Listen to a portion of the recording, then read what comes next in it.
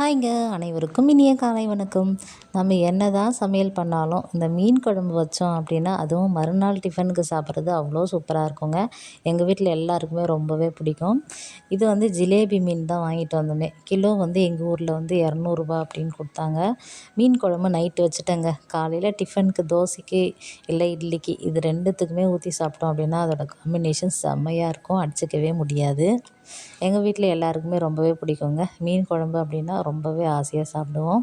இன்றைக்கி வந்து meal maker தான் பொரியல் பண்ணியிருந்தேனே.